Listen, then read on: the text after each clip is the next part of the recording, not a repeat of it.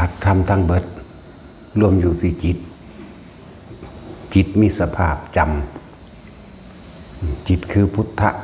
มีสภาพจำเป็นสัญญาเป็นอารมณ์จำรูปจำรสจำกลิ่นจำเสียงสัมผัสและเกิดความรู้สึกพอใจและไม่พอใจจิตเป็นที่น่าอัศจรรย์เด้จิตที่สามารถบันทึกได้โดยบ่มีวัตถุหรือเครื่องช่วยบันทึกบ่มีเห็นบ่ล่ะ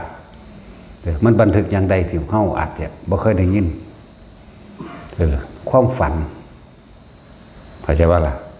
แม้กระทั่งความฝันมันยังสามารถจำได้เรื่องเล่าต่างๆเรื่องเล่าต่างๆเ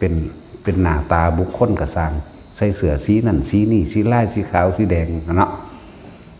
แต่ว่าเอาเครื่องบันทึก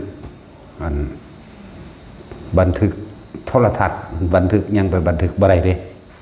แต่ว่าจิตตัวนี้บันทึกได้เนาะเมื่อคืนนี่ฝันว่าจังสันจังสี่เด้กูเห็นมึงใส่เสื้อสีขาวไปสีแดงไปสีเหลืองไปนั่นมีสภาพจำเนาะนั่นแหละหลักธรรมทั้งเบิดจึงร่วมอยู่ที่จิตนั่นแหละก็ไปใช้ ถึงว่าจิตก็คือรูป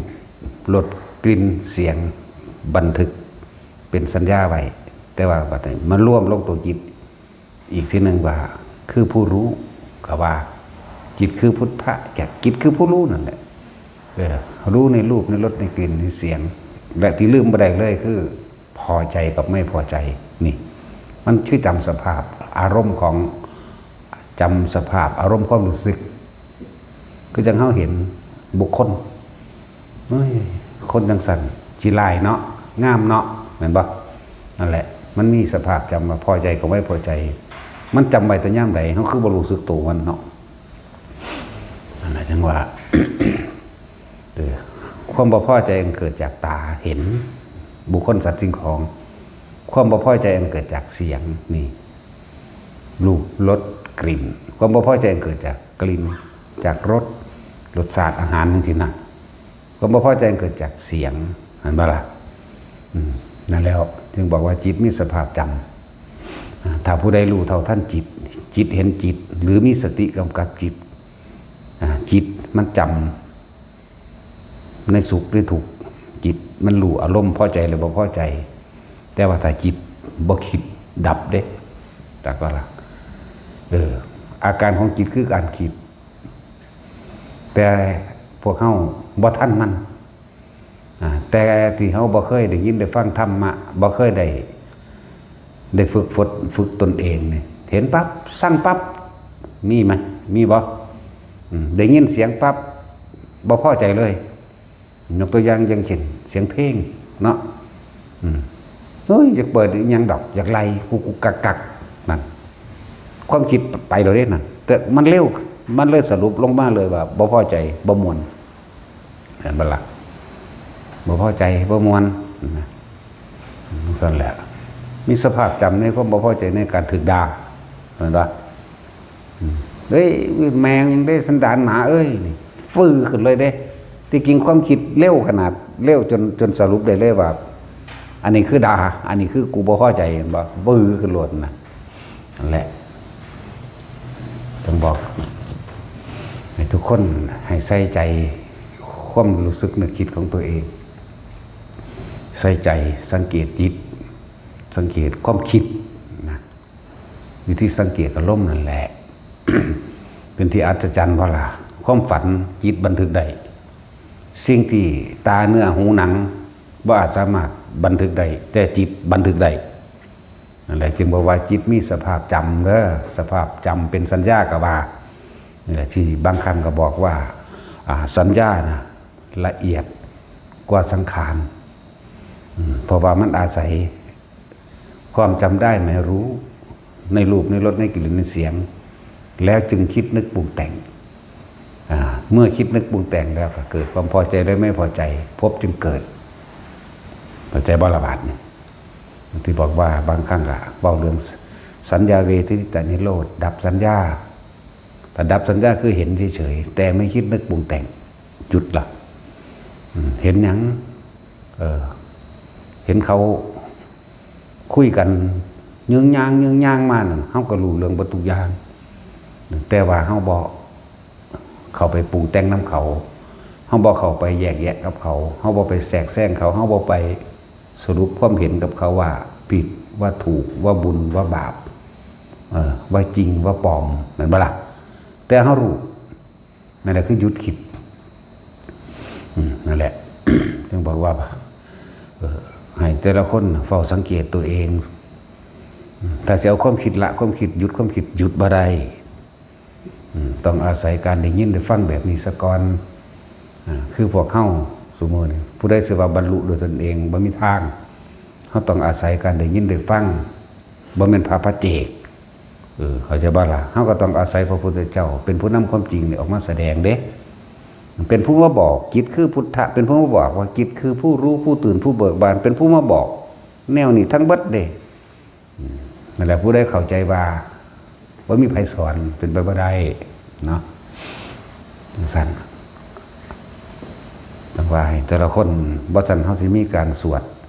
หรือการทำความเคารพนอบน้อมระลึกถึงพุทธคุณหมายถึงคุณของพระพุทธเจ้า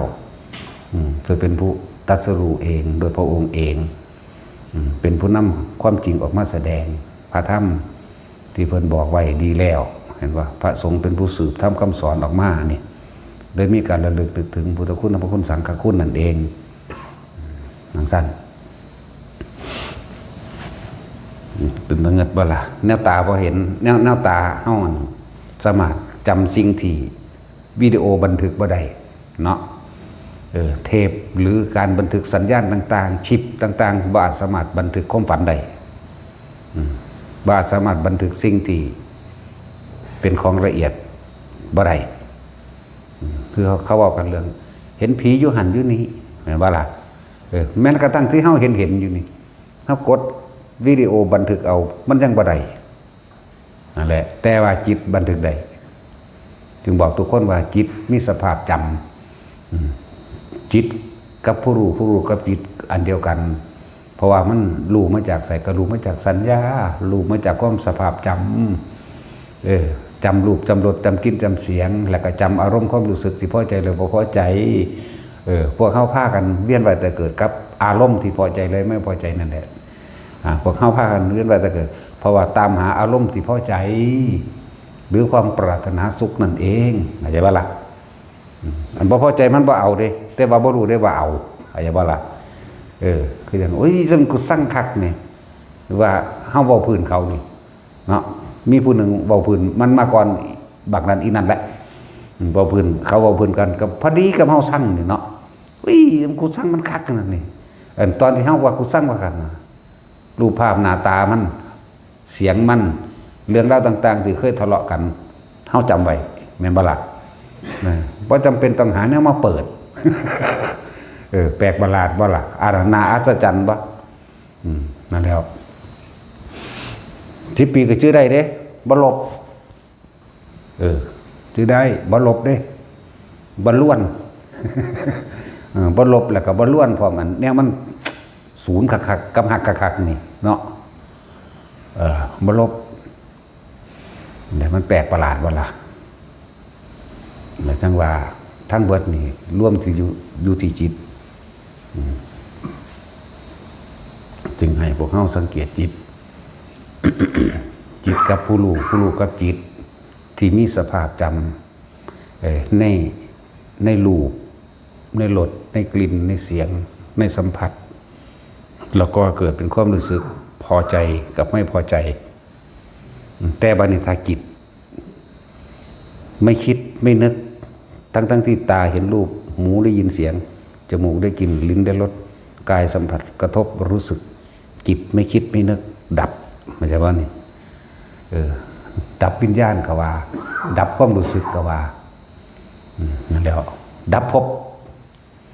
นั่นแหละนี่แหละทั้งบอกว่าทุกคนมันมีช่วงขณะหนึ่งอยู่ดอกที่เฮาซึ่งลึงอยู่คือเฮาบ่คิดนั่นทั้งที่ตาเฮาเห็นบางที่ก็ใส่ซับคำว่าว่างจากสิ่งที่มีอยู่เห็นอยู่ว่างคิดว่าออกเลยเด้จังเห็นหน้าตะกัน ซื้อว่าจังไดนี่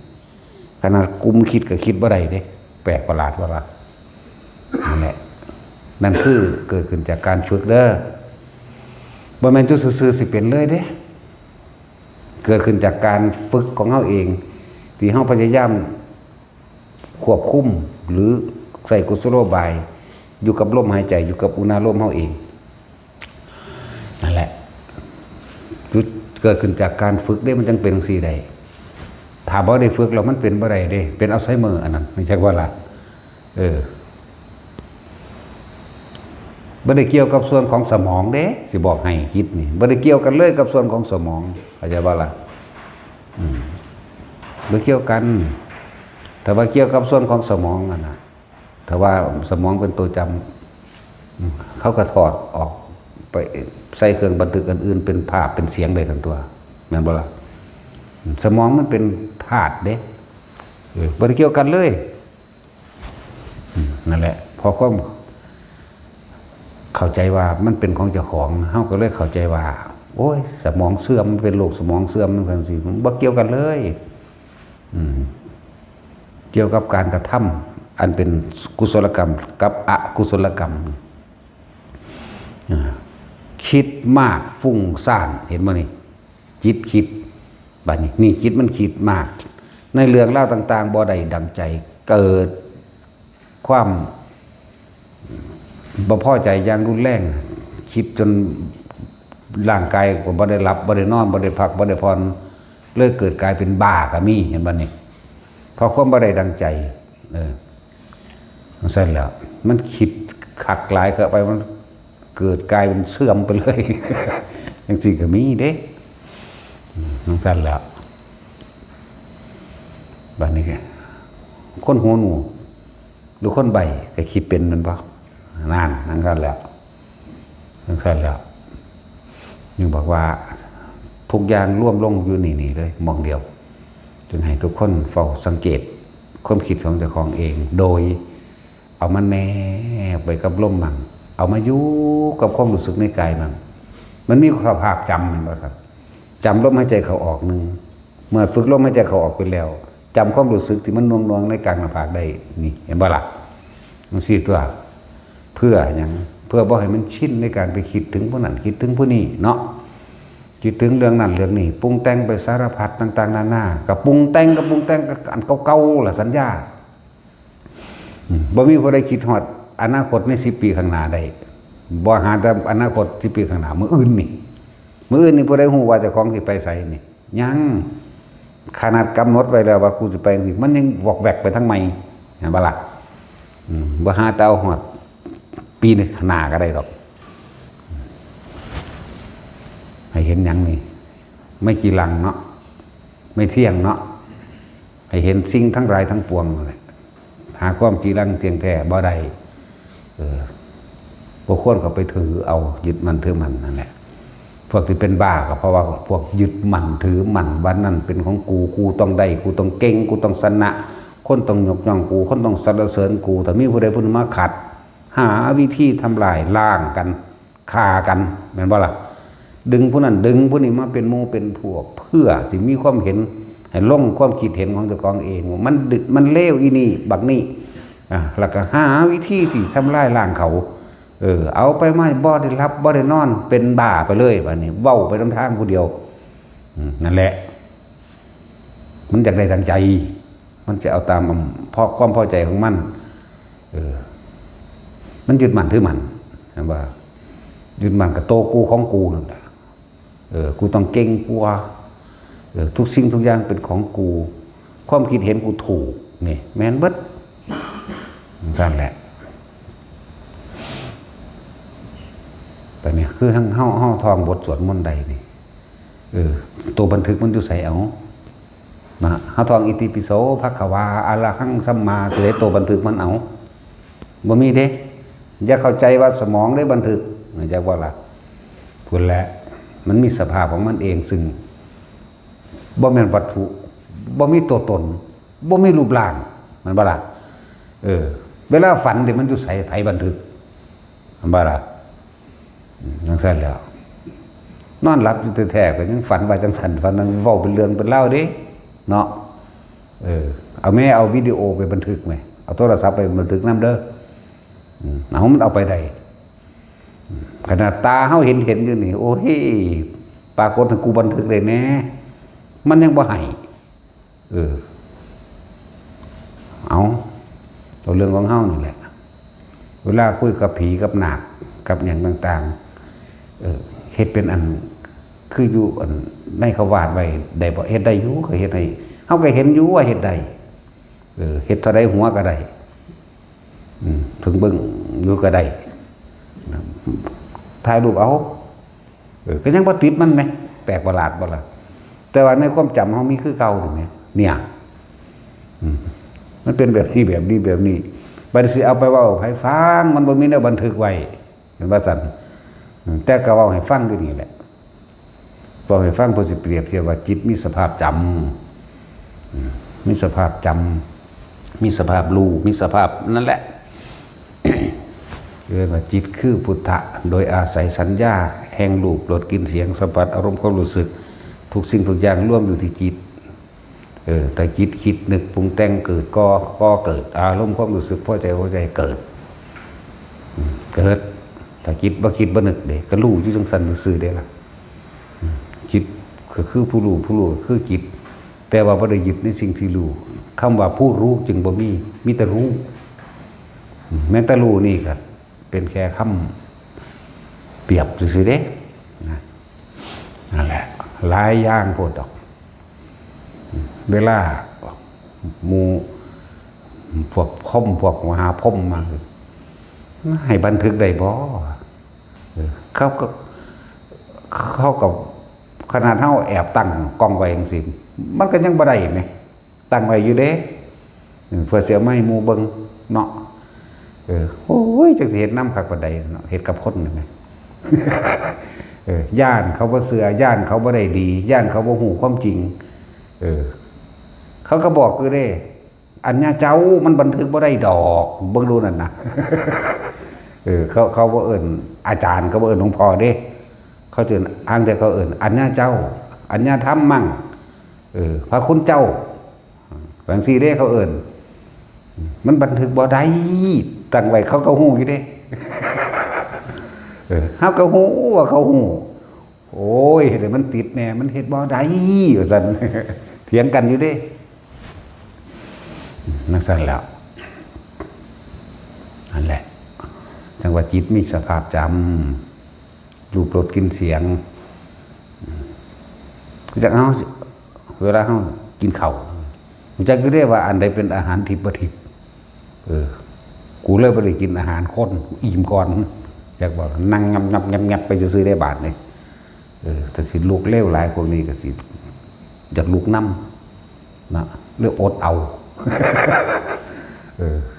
อดเอามันเสร็จแล้วมันหูโยนั่นเลยคิดคือพุทธะก็รู้ได้แล้วว่ามันเป็นอันนี้ตาก็เห็นได้ว่ามันเป็นแบบใดมันบันทึกบ่ได้ที่มันบ่ให้บันทึกนั่นแล้วมันสั่นตัวแต่ความจำของเฮาก็ได้อยู่เห็นอยู่คือดอกไม้อันนั้นดอกไม้อันนี้ก็หู้อยู่เห็นอยู่นั่งเอากล้องถ่ายเอาบ่ได้กลุ่มถ่ายเอาหลายเทื่ออยู่ได้ล่ะได้ก็ได้แต่จังแหละคือพวกเขาถ่ายเพราะได้บอกแป๊บๆมันแหละเดี๋ยวเขาสิหาว่าเฮ็ดเอาทั้งสังสีโอ้ยสังฮีแม่มันก็แล้วตัวบานจบจังก็ล่ะเป็นหยังคืออยากให้คนหูคนเห็นนั่นก็อยากให้ย่านให้ตื่นให้กลัวอยากให้มีความเสื่อความเห็นเป็นไปตามที่พุทธเจ้าสอนไว้อันเปรตเท่านั้นชนิดนรกเท่านี้หลุมจังสิแม่เทวดาเท่านั้นสั้นพรหมเท่านี้สั้นกายของพรหมเป็นแบบนี้กายของเทวดาเป็นแบบนี้กายของเดรัจฉานอันเป็นสัตว์ที่เป็นแบบนี้อย่างสิแม่คือกินเรื่องกินรี่อย่างสิก็บันทึกบ่ได้เห็นว่าล่ะตะกุมจับผีกองกอยมันก็ยังจับเอาบ่ได้เนาะค่าดีเด้สองเดียวนี่แหละเคาะจะปอกคือกินบักหอยแต่มันคือบ่ย่านเฮาบ่เขาปอกเฮาก็ยืนบนนั่งเบิ่งหันมายิ้มใส่เฮาเฉยเฮาก็ยิ้มคือกันเท ที่ยวคิดอยู่ได้เด็กกูสิจับไปคนเบิ่งได้นอวะ มันก็หันมายิ้มให้เฮาแฮ่ซื่ออยู่ได้ล่ะหมดแดงใจวอยอยู่คือลิงนั่นแหละแต่ว่าหน้าคนเบิดหน้าคนแต่สิเว้าเรื่องซ้ำลิงบ่แม่นลิงใหญ่ลิงกังเฮานี่แหละคือลิงนั่นแหละนุงยังอยู่บ่นุงเพิ่นนึงคือบ่นุงมันเอาผ้าหัดหำมันไว้อยู่ดอก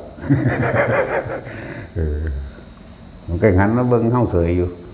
ก็สิจังได๋นอกูสิจับได้คนจังสิ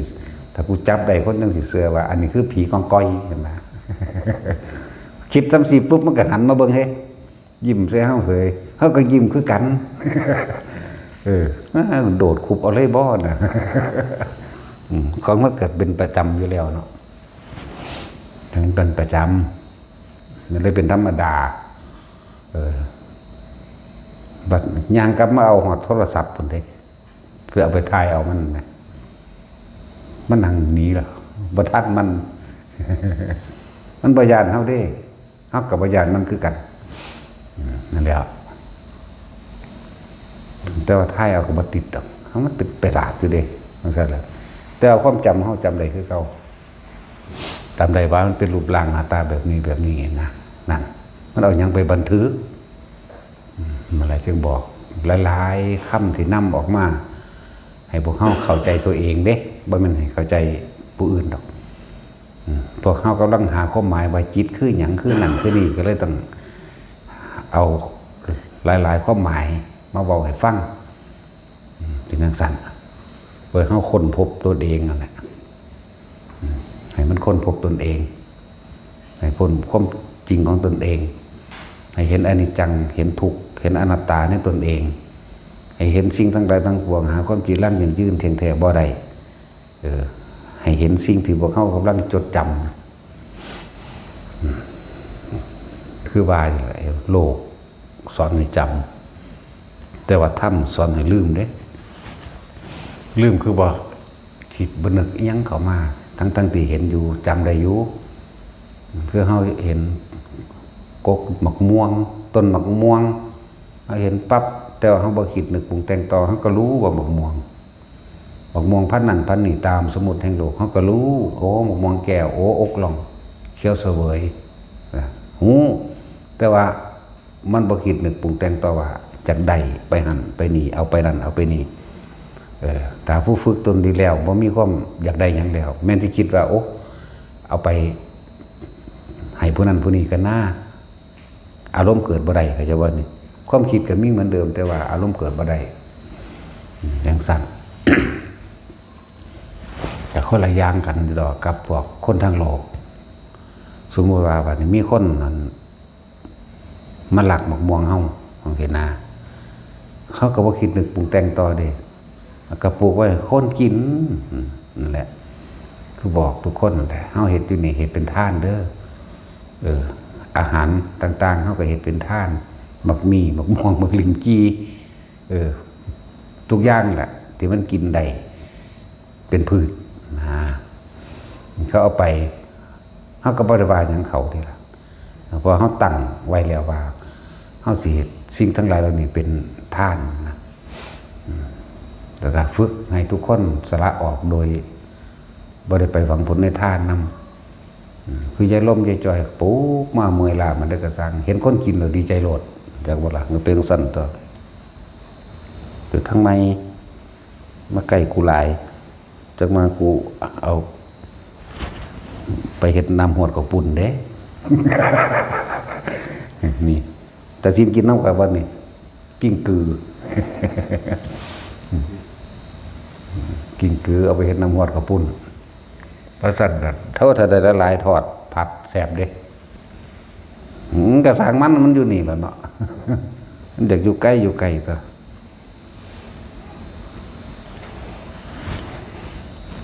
คิดหรือเว้านํจังซี่ก็บ่ได้ว่าสิเครียดสิสั่งมันเด้ก็ธรรมดาอยู่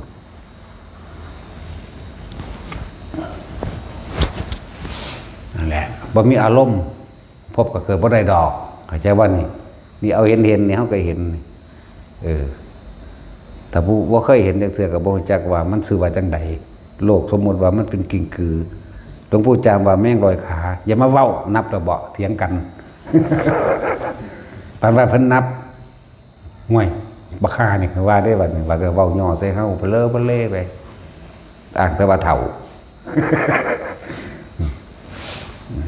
มันเองแม่งลอยแม่งแสนตีนเพิ่นเอิ้นมันบ่พอแสนดอกแม่งแสนตีนอีบูดพันเดียวกันกับอีบูดได้นี่พวกนี้กินเห็ดเนากินขี้มูกกินน้ำลายกินที่ดังกินอย่างที่สกปรกพวกพันเดียวกันพวกนี้มันเลยเป็นหนาจังสันมากมันทุกข์ยากลำบากหากินยาก ย่างกินดีคือกินเห็ดพวกนี้แต่เรียนต้นนั่นสั้นแหละคนขีดตัวนี้ที่เหนียวคนหวงเขาหวงของเวลาวายเขานั้นก็มีปัญญาเห็ดกินเองสั่นบางสิด่าเขาเด้เดี๋ยวคือในใจมันสิแบบขึงใส่เขามึงตึ้งมาแล้วก็ทมขี้มูกน้ำลายใส่เขาแต่ของได้ไปหากินขี้มูกน้ำลายหลายสัตว์เติบโตด้วยจากแมงมุม แมงงอด แมงเงา กิ้งกือแม่นสายพันธุ์เดียวกันพวกนี้เติงเป็นงูหลายที่สุด งูนั่นแหละพอความบรูพอความบรูธรรมพอความบ่เข้าใจพอความบ่เอาใจใส่พอความบ่จอพอความบ่ตีความหมายเกิดผ่านพุทธเจ้ามาหลายองค์มาแหละที่ว่าเลือกเกิดผ่านบ่ต่ำกว่า3 ล้านกว่าองค์แล้วล่ะมันจริงมันหลายกว่านั้นเด้แต่ว่าบ่นับมากซื่อหลายคักแล้วล่ะแต่ว่าด้วยความบ่ใจใส่ได้แบบด้วยหรอกทุกคนอยู่ในนี้แหละมันไปจำเอาแต่แนวบ่ดีแม่นบ่ล่ะจำเร็วเด้แนวบ่ดีเนาะเฮาทำดีมานี่หรือเฮามีคนยกย่องหรือเห็นตามว่าเฮาทำดีปฏิบัติดีมานี่เป็น100 ครั้ง1,000 ครั้งเนาะผู้ใดก็ยกย่องแต่ว่ามีคนผู้ดีบ่หนึ่งมาขวางเฮาปึ๊บเฮาคือให้ค่ามันแต่กับคนผู้เดียวศูนย์ซะเขาครับเป็นหยังคือจังไปให้ค่ากับพวกปัญญาอ่อนแม่เพียงครั้งเดียวแปลกวะคือจังจิตรู้สึกว่ามันมีค่าหลายนะท้อถอยเด้เนาะมันชื่อแล้วเขาเอาของไปแจกยังก็แล้วแต่แจกผู้นั้นผู้นี้แต่ว่ามีคนผู้หนึ่งมาด้อยค่าเฮาเนี่ยศูนย์ใส่เขาเด้อันแนวดีๆเนี่ยมันเป็นอย่างบ่เก็บมันไปเก็บเอาอย่างแต่แนวเร็วๆแนวมันคัดใจกันวะเราจึงบอกว่าพวกเข้าเนี่ยเคลิ้มคล้อยตามแต่บอกไออารมณ์ดีอารมณ์ที่ถูกใจนี่อารมณ์ดีหรืออารมณ์ที่ถูกใจอารมณ์ที่เขาย่องหรือความพอใจที่เขายกย่องเห็นให้เขาเพลินเห็นบ่เห็นให้เขาเพลินเห็นให้เขาบ่รู้สึกโตว่าเขากำลังยึดดีถือดีนี่ยึดดีถือดีอยากอ้างแต่ดีอยากอวดแต่ดีถึงแม้เบาๆแต่มีคนที่มาขัดขามีคนมาตำหนิเฮ็ดเอาหน้าดอกสั่นๆจังซี่ผู้ใดก็เฮ็ดได้ดอกแบบนั้นเฮาสิรู้สึกว่าเฮาสิให้ค่าคนผู้นั้นเหลือเกินนั่นบ่ล่ะจริงๆเด้จักไปอธิบายให้เขาเข้าใจเจ้าของอยากให้เขาเห็นดีเห็นงามกับตัวเองเบิดทุกคนนั่นบ่แต่พวกเขาจึงว่ามันยึดดีหลายๆคนยึดดีถือดีเพลินในสิ่งที่คำสรรเสริญอย่าลืมเด้น้ำผึ้งอาบยาพิษเด้คำสรรเสริญถ้ามีคนเว้าคนด่าคนนั้นวื้อขึ้นรถเนาะจึงบอกว่าพวกเขาในการกระทำคุณงามความดีทั้งหลายจะไปแค่คนเร็วๆไม่เพียงแค่คนเดียวไหมคือสังคมเราเห็นทีเดียวนี่แหละคนเป็นแสนเป็นล้านได้ประโยชน์คนเป็นล้านยกย่องสรรเสริญแต่มีคนผู้เดียวคนบางกี่คนต่าง 2-3 คนเท่านั้นแหละไปด้อยค่ากับคนที่ทำประโยชน์กับผู้อื่นเป็นหยังจังไปแค่เป็นหยังจังไปงอเป็นหยังจังอยากให้เขามาเห็นให้เขาย่องคือหมู่แท้นี่แหละคือเขาเห็นอยู่ในโลกอันนี้แหละโลกโทรศัพท์นั่นแหละ คือเขาทำความดีแล้วมีผู้หนึ่งมาบอกยกแงกใส่โอ้ยไปสนใจมันยังมันบ่ล่ะน้องสั้นแหละคือว่าเตะปากมันโลด ปานนั้นว่าบ่สนใจเนาะเฮ็ดไปเลยเฮ็ดให้มัน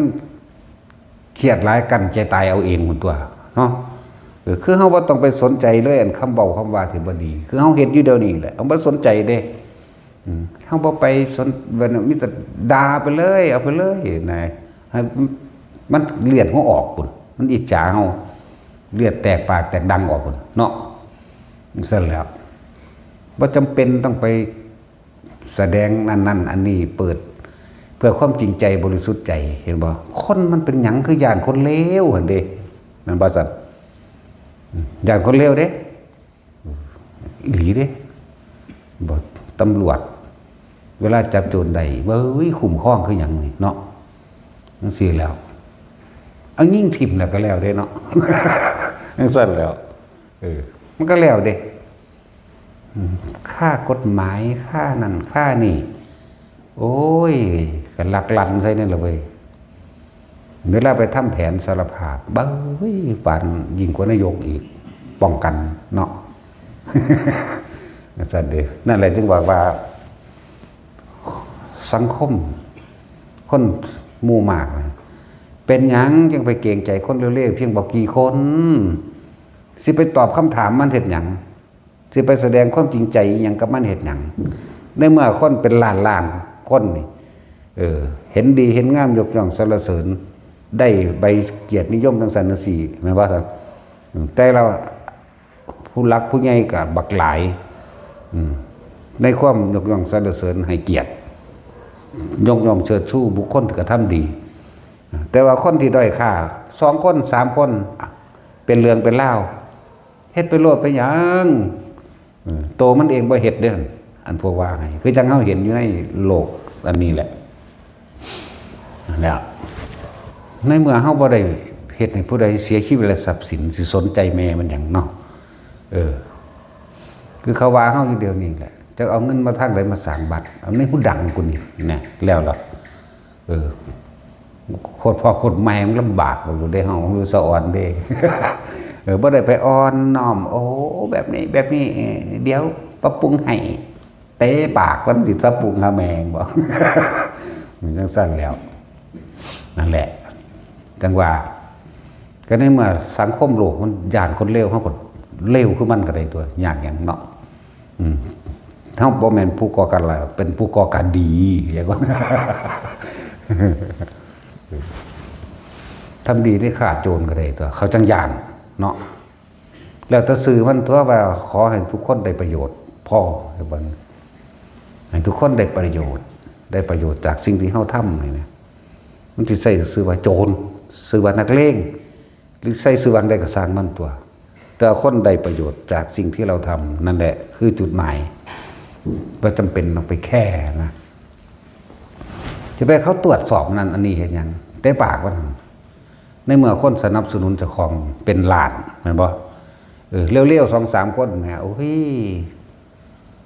กฎหมายก็เอาบ่อยู่ดอกแม่นบ่ห่วยร่วมโตกันเขาไปฆ่าแมงอยู่ในอันเฮือนมันก็ได้ตัวแม่นบ่ซั่นเอาจับแต่แม่คนล้านนึงบ่ถึงล้านก็ได้นะดำ10,000มันเขาบ่จับดอกโอ้ยยุ่งยากแล้วก็แงบไปก็แล้วไปตัวก็รู้สึกเพราะว่าเฮาเฮ็ดเร็วคือมันแล้วเขาเลยย่านนี่จังว่าแล้วสั้นแหละให้กำลังใจและให้แนวทางเด้อถึงสิบ่ออกสื่อกับพ่อรู้อยู่ดอกไผก็ดีเห็นบ่ล่ะก็รู้อยู่ดอกบ่จำเป็นต้องออกสื่อนะออกสื่อว่าผู้นั้นผู้นี้เฮาบ่ออกแต่เฮาเว้าเป็นกลางๆก็คิดเอาตามสถานการณ์ตัวเนาะคนยกย่องเป็นล้านคนด้อยค่า 2-3 คนโอ้ยเอาคนจาก100 คนไปตีปากคนอยู่หั่นก็ได้ตัวบาดนี้มันก็เศร้าเว้าหั่นตัวมึงเว้าอีกกูฆ่ามึงกัน ก็บ่ฮู้จักเพราะว่าFCอยู่อย่างว่าล่ะอ้าวคนสุดท้ายเห็นด้วยแหมข่อยบ่ได้รู้จักเขาเด้ล่ะทั้งสั่นตัวคือเงินเข้ามาจังซี่กูสิฮู้บ่ว่าเงินเขาเอามาแต่ไสเนาะเขาจะเอามาโดยวิธีกันสิฮู้บ่แต่ว่าได้มาแล้วเฮ็ดประโยชน์ไหมนี่แหมคือกันแล้วก็เขามาจับไม้เฮาฮอดบ่ฮู้จักไผจักคนเด้อันที่เขาเอาไม้มาถวายเอาก็มาสร้างศาลามาสร้างกุฏิวิหารหม่องอยู่เพื่อให้ผู้คนได้ฝึกหัดปฏิบัติธรรมนั่นแหละประโยชน์มันแหมบัดนี้กฎหมายนั่นกฎหมายนั่นนี่มีแต่สิส้นตีนกูนี่ติเนาะจักบ่ธรรมะส้นตีนกูบ่ได้เงินเด้กูบ่ได้มีลูกมีเมียคือสูเด้เนาะแม่บัดเฮาเข้าไปหาเพิ่นคือบ่อยู่บุเนาะบัดเฮาอยู่นี่กันเห็นอยู่บอกว่าอย่าเฮ็ดแบบนั้นนี่ก็ยังบ่ฟังบัดนี้ไม่มีการอธิบายมีแต่ตีนแล้วจะบายในเมื่อเขาอย่างคนเลวเขาก็เลวกว่าเขาตัวยากอย่างว่าแต่ว่าเลวแล้วผู้อื่นได้ประโยชน์เอาแบบนี้ตายคือกันใช่ไหมเนาะจังว่าให้เนื้อยะให้ขอคิดคนที่ทำดีทำไปเลยแล้วคนที่เห็นดีเห็นงามเลยเขาโปรดช่วยรักษาคนดีคนที่เสียสละนั่นว่าสันจะให้เขาถอยอย่าเขาถอยเถอะแต่ว่ามันที่ถอยเห็นอย่างคนเห็นดีเห็นงามเป็นล้านเนาะสั่นตัวส่วนมูFCเนาะเหยียบปากมันลงไปอย่างถืบมันตายฆ่ากันเลยก็เนาะ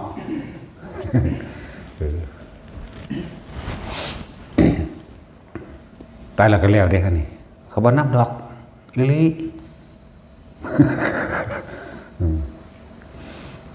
อะไรสักว่าเขาจังบยานตายเพราะทำความดีตายโลดตายเพราะเร็วๆจะไปหาเหตุมันลงนรกกันนั้นคือจังเขาเอาเรื่องโจรนี่ว่าเขาเลี้ยวสันทั้งสี่สิตกนรกเสมอไปโมเมนเด้มันขึ้นอยู่ที่ใจของเขาเองนะขึ้นอยู่ที่ความรู้สึกที่เขาอยากเห็นเขามุ่งหวังแต่ปรารถนาดีกับผู้อื่นแต่ว่าวิธีทำมันทำวิธีนั้นแต่พอทำวิธีนั้นกับพอได้เนี่ยก็เป็นวิธีของมันเองเหตุการณ์บางอย่างก็ยังพอใหญ่เสียใบแล้วก็ได้เป็นโจรโดยสันดานบ่ล่ะแต่ว่าเราถูกกดขี่ข่มเหงร่างแกมาเลย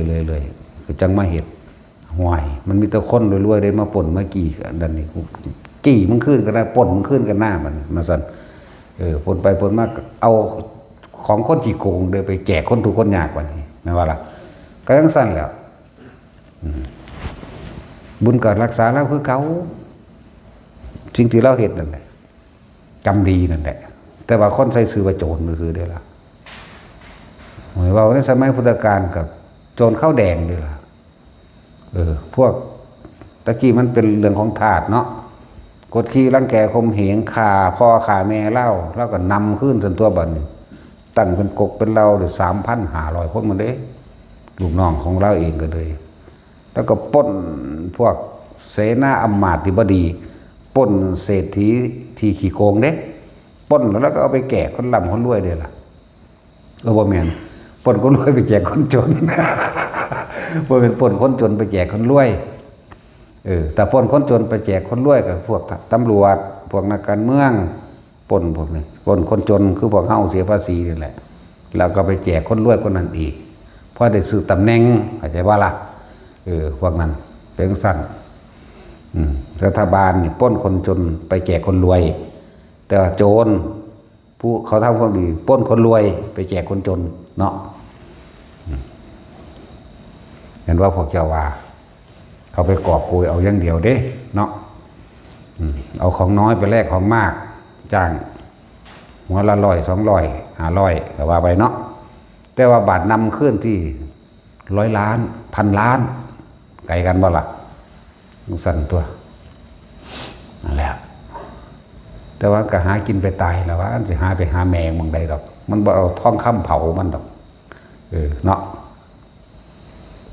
โอ้สื่อว่าสิได้ตำแหน่งลงมหาเวทีอะไรต้องเลวที่สุดได้จังเห็นใดแล้วก็เศษกรรมทรงมาเกิดเป็นปวกมั่งทรงเศษกรรมกับของเองเห็นเองนั่นแหละ จิตมีสภาพจำมันบ่ใส่ดอกเวลาสมมุติว่าเวลาพระญายมบาลเวลาเขาถามเรื่องกรรมว่าเจ้าเฮ็ดจังซั่นจริงไหมอันนี้จริงไหมตัวเขาบ่ได้เด้มันขึ้นในสภาพจำตัวของเองแต่เขาถามถึงเหตุการณ์นี้ปุ๊บสิตัวเขาปุ๊บผุ่นภาพมันขึ้นหรอมันขึ้นเอาเองเด้ขึ้นจอหรอจอเขาว่าเป็นจอขึ้นโทรศัพท์มันขึ้นมาโดดนั่นแหละคือความจริงอย่างสั้นจะไปได้รักใกล้เขาเพราะความจริงมันไปเป็นบ่มันมาลืมได้ความจริงมันบ่เมื่อนั้นผู้นั้นผู้นี้เป็นพยานได้เขาอยู่น้ำเขาแต่ความจริงมันพูดขึ้นแล้วนั่นสั้นแล้วมึงบอกว่ามันโกหกตัวเองไม่ได้ดอกยังก็ดีพยายามถ้าเฮายอมรับความจริงเฮาจึงจะได้เห็นความจริงความจริงที่เฮากำลังยึดมั่นถือมั่นเรื่องใดเป็นทุกข์กับไผกับเรื่องใดกับแบบใดเฮาสิยังแก้ไขตัวเองได้แต่เฮาบ่ยอมรับความจริงเฮาสิแก้เอาเองบ่ได้เด้ได้อย่างสั้นจึงบอกว่าทุกสิ่งทุกอย่างทุกสรรพสิ่งร่วมอยู่ที่จิตอันเดียวนี่แหละจิตมีสภาพจำมีสภาพรู้หยังจำหยังรู้รสรู้กลิ่นรู้เสียงรู้สัมผัสแล้วก็เกิดเป็นอารมณ์ความรู้สึกพอใจกับบ่พอใจถ้าเฮาละความพอใจตัวเดียว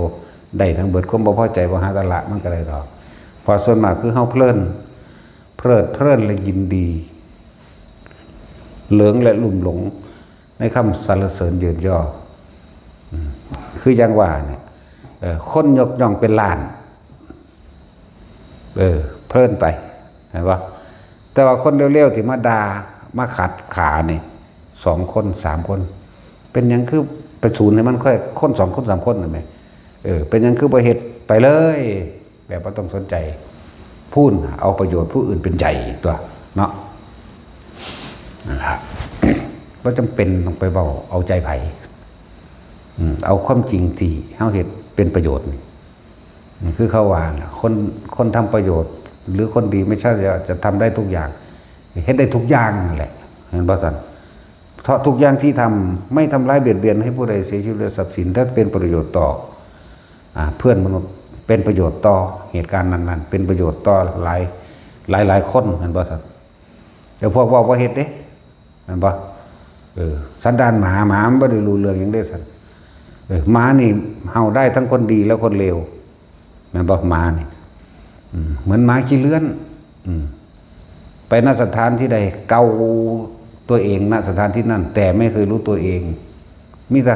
ตำหนิสถานที่เนาะนั่นแล้วไปนอนแต่ลางวัดเกาทวนเฮ้ย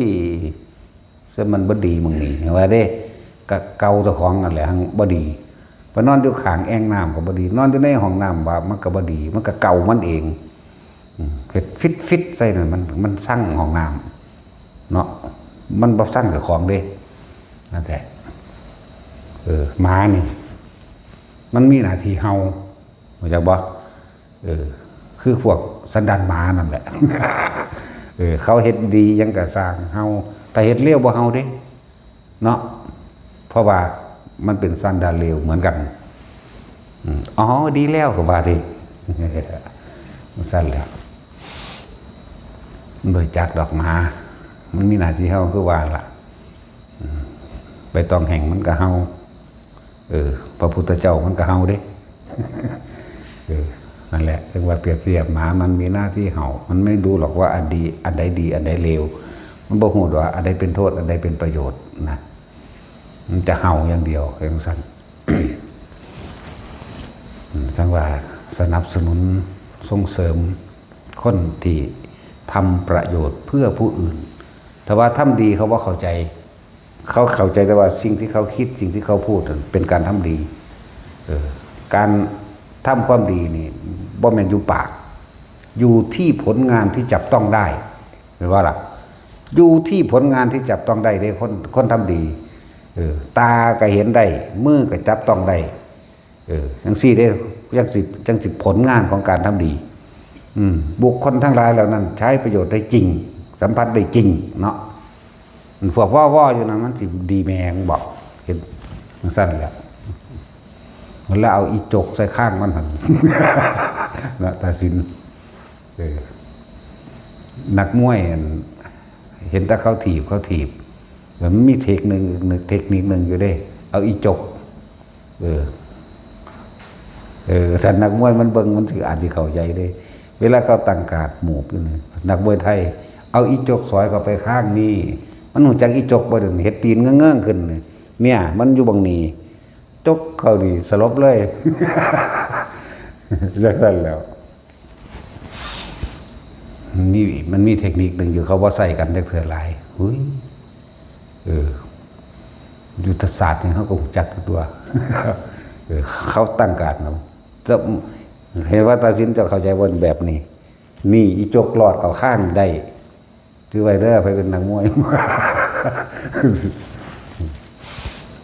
ไม่บอกให้ฟังเด้บ่ได้บอกให้เชื่อเนาะ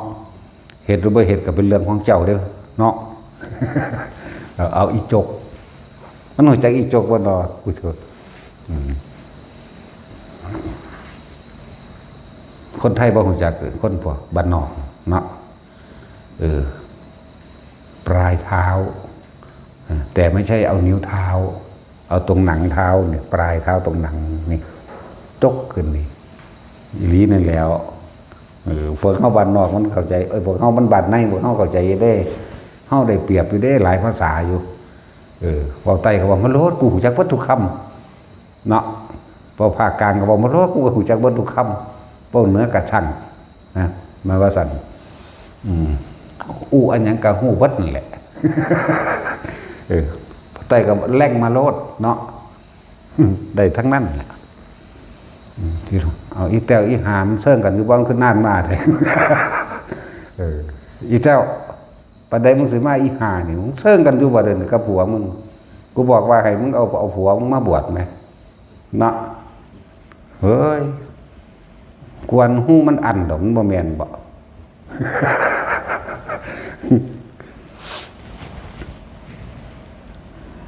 ด่ามันจังมาแต่ก็ด่ามันบ่ได้ดอกอีหานี่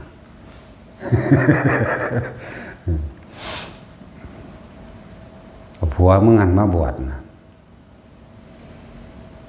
จังบ่ได้แล่นไปหากันอีกเนาะ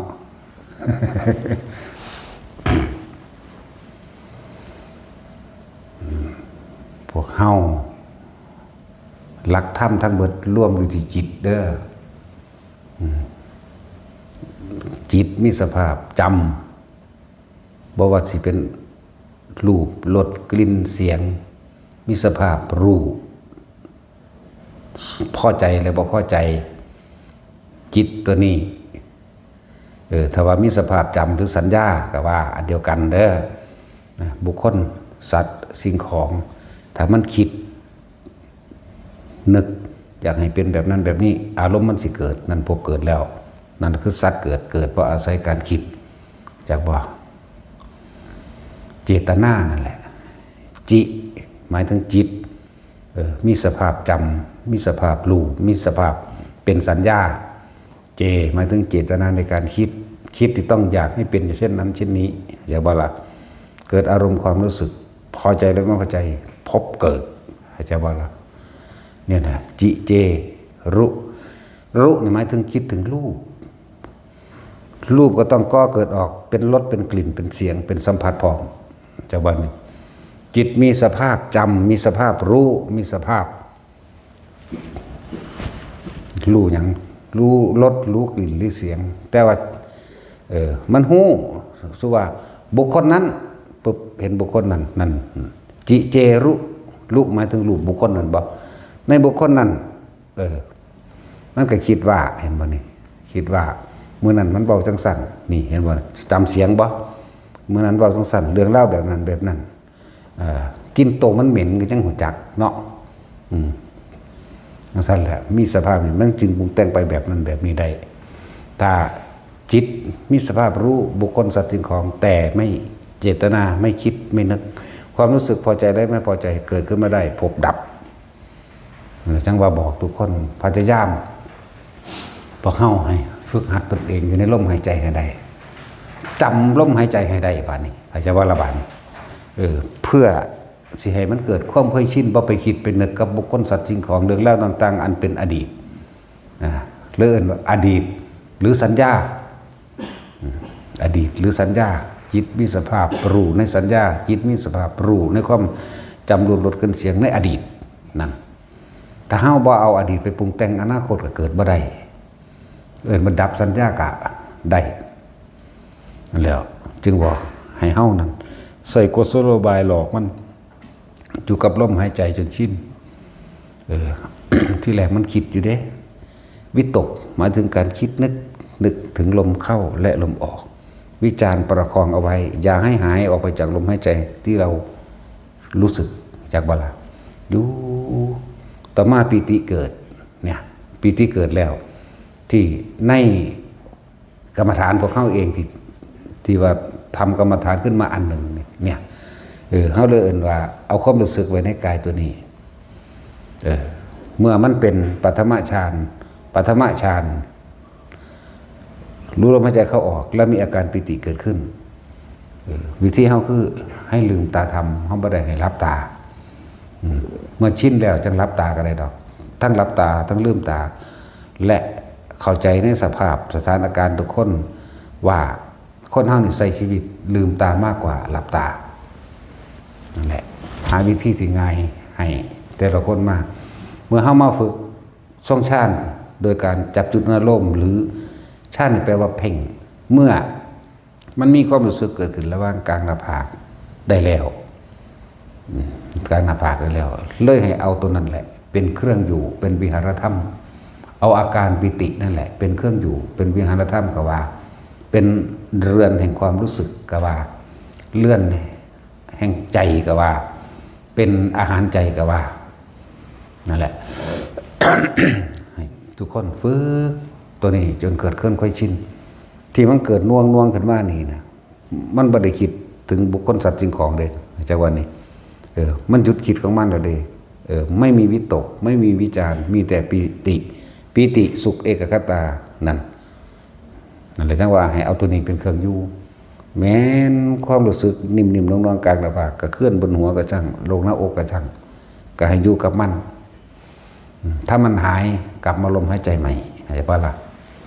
ฝึกเอาดีที่ฝึกมันบอกไปเดี๋ยวนี้ก็คือเก่านั่นแหละผู้ใดบางคนก็เห็นว่าเป็นคือเก่าเนาะจนมาหอดมองก็ยังบ่เป็นอยู่ก็มี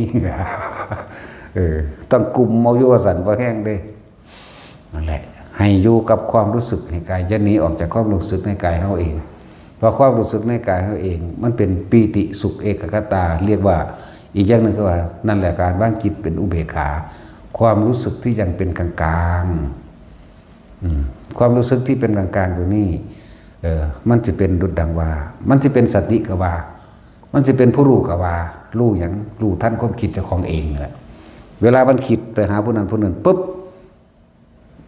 ไปปรุงแต่งไปนึกต่างๆไปคิดไปนึกเรื่องนั้นเรื่องนี้ปุ๊บความรู้สึกตัวนี้หายออกจากกลางหน้าผากแล้วปุ๊บ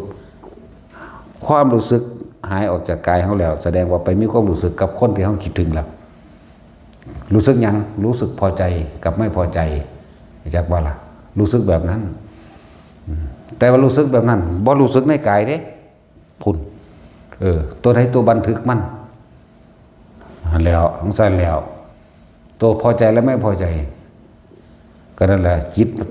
มันอยู่ในจิตนี่แหละแต่ว่าจิตบ่มีโตเห็นบ่บ่มีโตแต่มันมีความรู้สึกกูสร้างขัดเนาะมันจะใส่กับตัวจิตตัวนั้นบ่มีเด้ทั้งสั้นแล้วเลยจิตก็คือผู้รู้ก็คือจิตคือพุทธะอาศัยสัญญา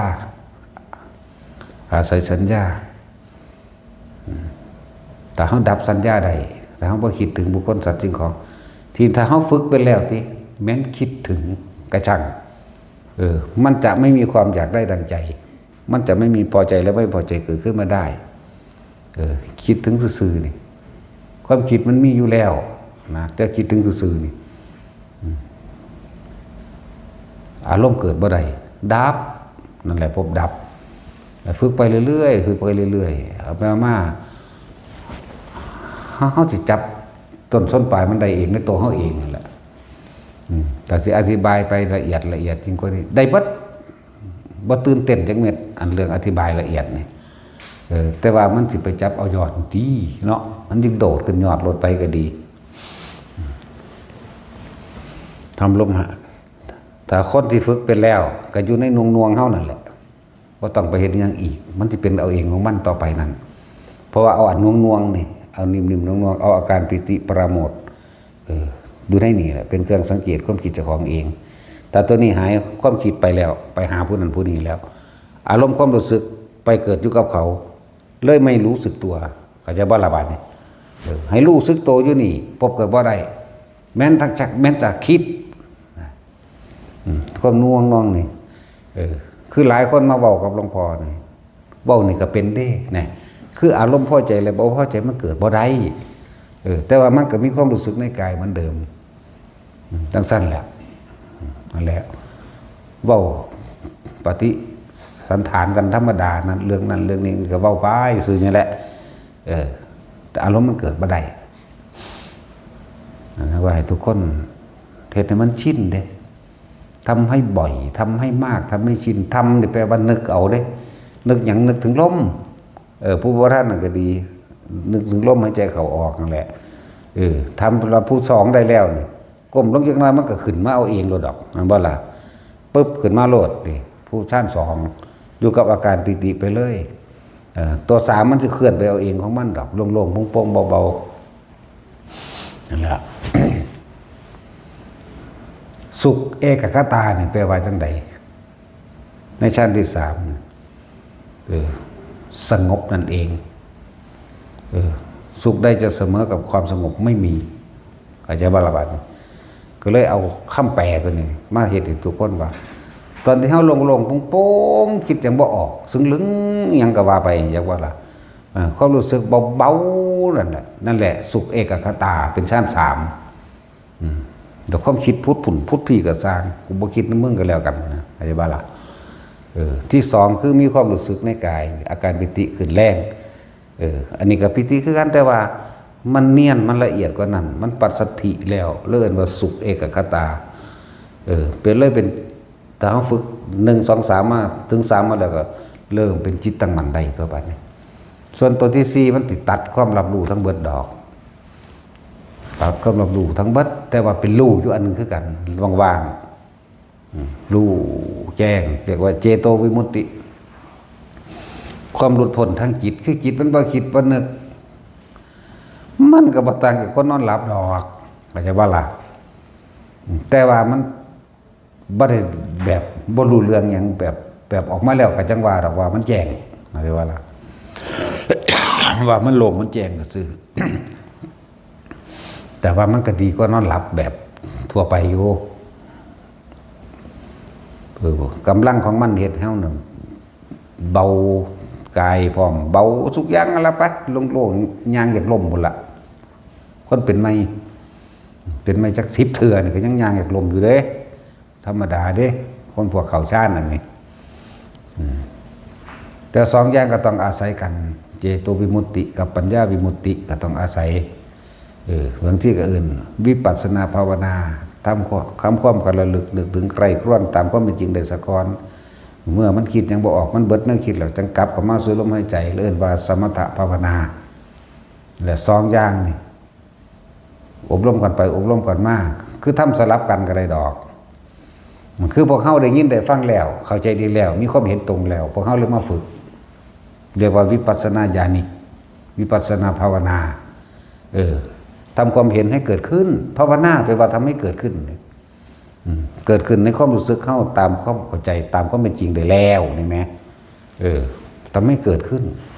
จังมัตสมถะภาวนาก็ทำให้เกิดขึ้นคือความรู้สึกให้เกิดขึ้นอยู่ในกายแห่งเราเนี่ยนี่หลักการมันได้นี่แล้วว่าพวกเขาตั้งใจฟังดีๆมันไม่ยากหรอกแต่ฟังเข้าใจแล้วมันจะเป็นของง่ายเองนะคือบ่ต้องไปคิดหาความหมายต่างๆเอาเองหรอกพอคนถอดความรู้สึกให้แล้วถอดก็ถอดต้องเว้านิดนึงเด้แต่ว่าเว้าตามความรู้สึกทุกคนมีความรู้สึกเหมือนกันเนาะแต่ว่าความรู้ที่ไปจดจำมาบ่เหมือนกันว่ามีผู้ใดรู้จักบาลีเพราะมันใดอยู่ดอกอยู่นี่เนาะ คือเขาบอกกันหนึ่งนะคำว่าสุนัขภาษาบาลีฟูรุปก็แปลว่าหมาเนี่ยภาษาบาลีเอื้อนว่าจังใดเนี่ยภาษาสุนัขมันเป็นภาษาไทยเลยเรียกว่าละบาลีเอื้อน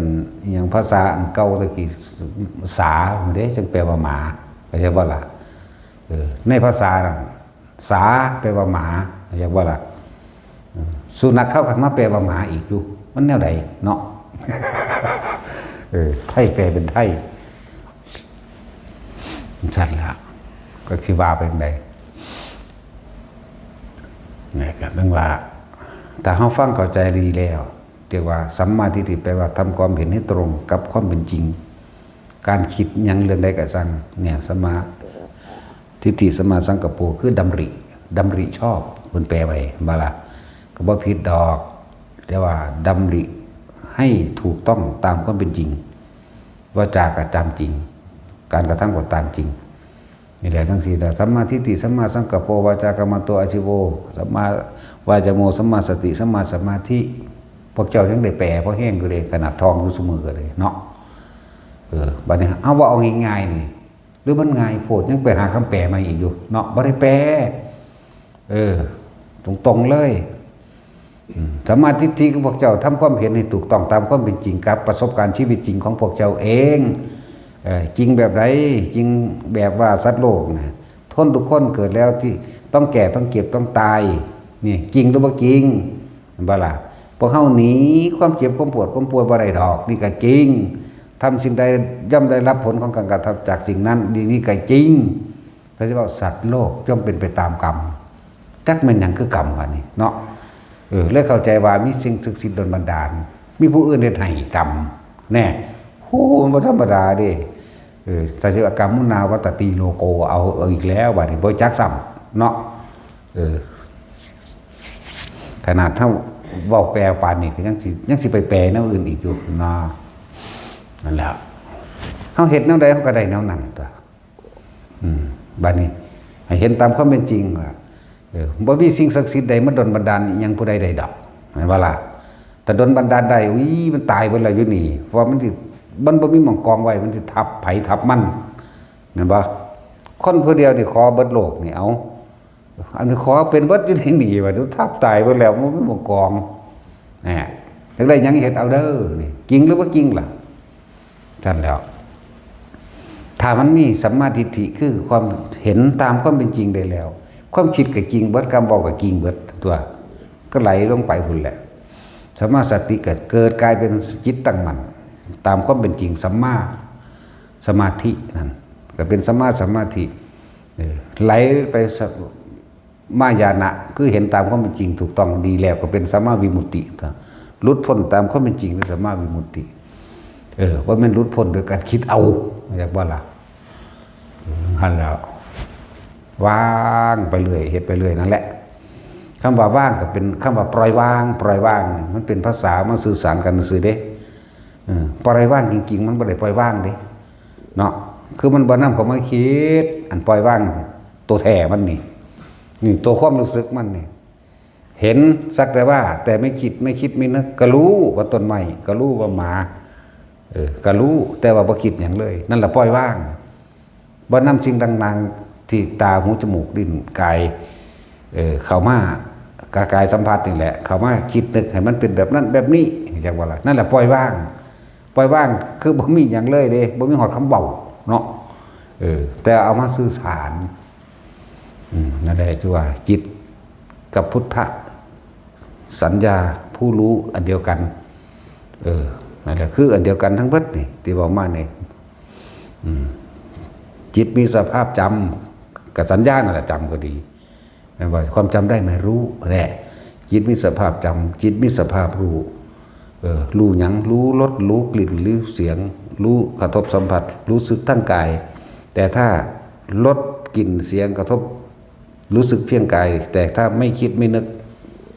ความรู้สึกอันอื่นอันเป็นความพอใจแล้วมันจะเกิดขึ้นมาได้มันก็ว่างตรงว่ากับมันบ่คิดมันบ่มีคำเว้าเลยเห็นป่ะล่ะกับมันบ่คิดมันจะเอาหยังมาเว้านะมันก็เกิดแบบนั้นแบบนี้บ่ได้ไหม มันเกิดพอใจบ่ได้เกิดบ่พอใจกับบ่ได้มันจะเอาหยังมาเว้าตั้งที่ตาเห็นอยู่เขาจึงบอกว่าว่างจากสิ่งที่มีก็มันบ่เว้ามันบ่คิดมันบ่นึกมันบ่ปรุงมันบ่แต่งมันบ่สรรสร้างหาให้มันเป็นแบบนั้นแบบนี้เลื่อนว่าว่างจากสิ่งที่มีอย่างสั้นแล้วว่าให้ทุกคน อาศัยลมหายใจอาศัยอาการปิตินิ่มนวลตัวกลางหน้าผากนี่ขึ้นหัวกระช่างเอาอันนี้เป็นเครื่องอยู่เขาจะบ่นี่เอาความรู้สึกดินวงอยู่หัวเฮานี่หน้าผากเฮานี่หัวกระช่างเนิ่มหนาบนี่ภาษาความรู้สึกจากวันนี้ ก็บ่ฮู้สิว่าได้มันเนิ่มหนาบ ถ้าว่าปิติก็จักหยังกันแน่เนาะมันหลายปิติหาเอาคุตกาปิติกนิกาปิติภรณาปิติ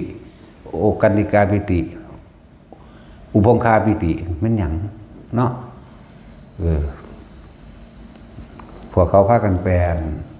ภรณาปิติไม่ใช่ภรณาปิติเด้อพากันแก้ใหม่เด้อให้เขาเข้าใจมันถือครูบาเสงนั่นน่ะมันบ่แม่นภรณาปิติต่างๆมากมายบ่ได้แปลว่าจังซั่นฟังให้เด้อ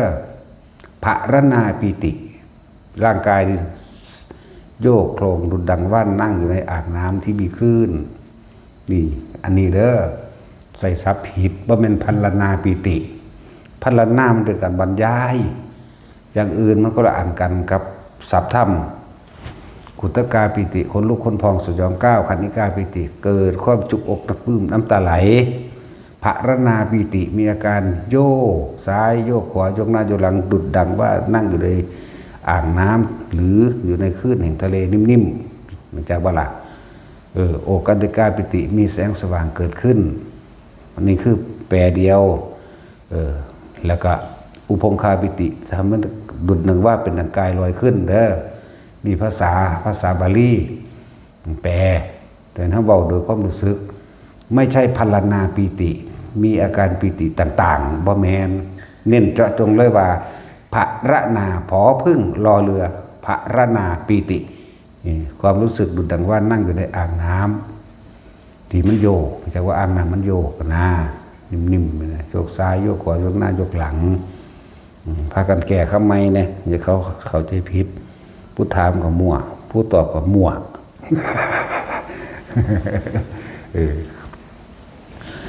ภรณาไม่ใช่พันละนาถือหมดยือเอาไว้ใส่ซับผิดชีวิตเปลี่ยนเด้ ลงทางมันเสียเวลาดีเนาะแต่ลงติดยามันเสียอนาคตมันเปล่าแต่ทั้งว่าบางอย่างเข้ากับให้ละเอียดกับศัพท์มันแน่ให้ละเอียดพยายามบอกอธิบายเขาฟังไม่ก็ได้หรอกเป็นธรรมดาบอกผิดเขาก็ยังเบาเนาะปนคนจนไปแจกคนรวยเขาก็ยังเบาบอกผิดเขาก็แก้ไม่ก็ได้ตัว ปนคนจนไปแจกคนรวยเนาะรัฐบาลแจกบ่ละทั้งสั้นแหละแต่จะปนคนรวยมาแจกคนจนคือโจรสันดานดีนั่นแหละเอาสมทาน